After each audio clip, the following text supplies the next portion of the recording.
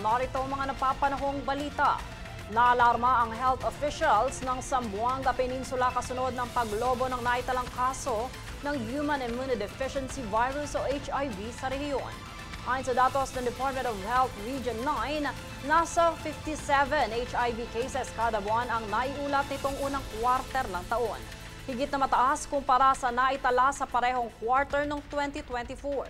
Tinatayang nasa higit 4,000 katao ang mayroong HIV sa Region 9, kung saan nasa higit 2,000 lamang ang na-diagnose at 95% sa mga pasyente ay lalaki. Ipinaalala naman ni Senate Impeachment Court spokesperson Attorney Reginald Tongol kay House Prosecution spokesperson na si Attorney Antonio Bucoy na hindi ang Senate Court ang kanilang kalaban sa kaso laban kay Vice President Sara Duterte. Narito ang ulat ni Princess Castro.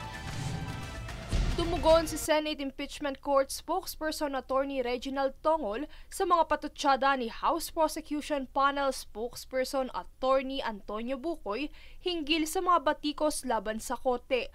Anya, hindi dapat ituring ng House Prosecutors na kalaban ng impeachment court kundi ang depensa o kampo ni Vice President Sara Duterte.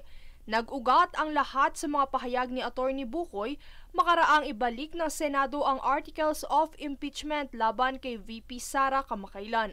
Ayon kay Bucoy, ang naturang aksyon na ito ng Senate Court ay kalabisan o grave abuse of discretion.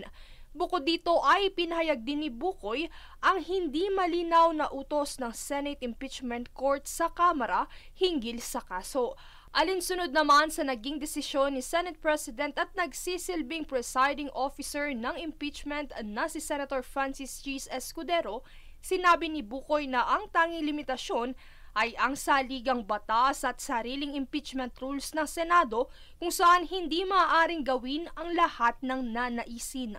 Kaugnay nito ay sinabi ni Tongol na panatilihin pa rin ng Kamara dapat ang respeto sa impeachment court kahit hindi sila sumasang-ayon sa mga hakbang ng korte. Ganyan po ba ang pag-criticize ng isang abogado sa isang korte? So kung ako po, ikang sagot doon hindi, then dapat hindi po ginagawa yung ganon. Kasi ano po ba ang motibo para i-criticize po ang impeachment court? You might not agree with the actions of the court, but it is still the court that has been vested by the Constitution with the power to solely try and decide impeachment. Dagdag pa niya, mas makabubuti kung ituon na lamang ng House Prosecution Panel ang kanilang atensyon sa mga argumento ng defense team. Princess Castro nag-uulat para sa Golden Nation Network. Iniulat po ng Embahada ng Pilipinas sa London na kabilang ang mga kababayan nating Pilipino sa mga tinatarget ng racist riot sa Ballymena, Northern Ireland.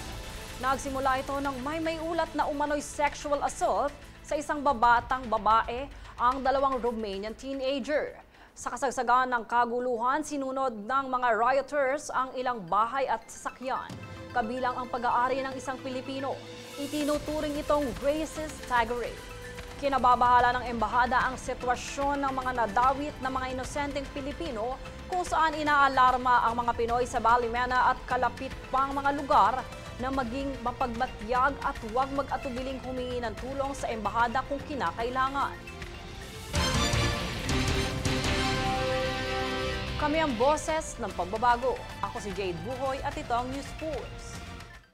Sa ulo ng mga balita, Zamboanga Peninsula na alarma sa paglobo ng kaso ng HIV sa rehiyon. 34 na matagal nang nawawalang mga sabungero, patay na ayon sa isang testigo. PBBM tiniyak na magbibigay ng fuel subsidy kung sakaling tumaas ang presyo ng mga produktong petrolyo.